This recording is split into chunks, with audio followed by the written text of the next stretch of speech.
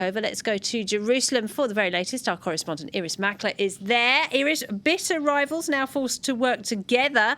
Gantz and Netanyahu were still disagreeing right up to the last minute, though, over who should serve in the cabinet. Right up to the last minute. I wasn't sure that this process was going to go ahead as advertised at 1 o'clock local time, but it did. The last disagreements were ironed out. It's been a lengthy process because think about it. Benny Gantz was the head of the anyone but Netanyahu party. He abandoned that and some of his voters to join with Netanyahu. The suspicion between the two has been enormous. Just ironing out the government has taken more than 2 months. You know, these last minute details about who will be in the government. In order to do that, to make it palatable, to make it big enough, what Benjamin Netanyahu has done is he's creating the largest government in Israel's history. I think something like between a quarter and a third of all the members of parliament will be ministers in this government. That's just to give you a sense of how unwieldy it is, how large it is, and the question everybody is asking is, will they be able to work together? Will this really last the 18 months until Benny Gantz gets his go?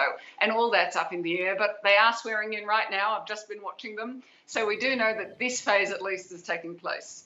And how, Iris, is this going to work? Because Benjamin Netanyahu is due in court next week where he's to face a corruption trial. Can he still serve as Prime Minister?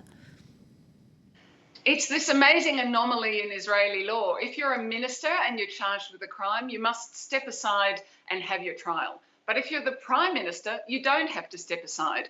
And that has been, I think, part of the motivation for Benjamin Netanyahu to make sure he was Prime Minister, to push through these 3 elections and to make sure he was Prime Minister so that he could go to the court case next week as Prime Minister.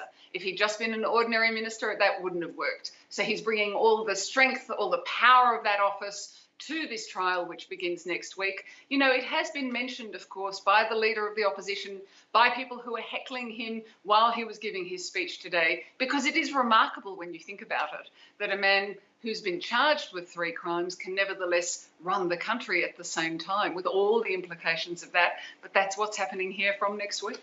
Iris, thank you very much indeed. Iris Mackler there in Jerusalem.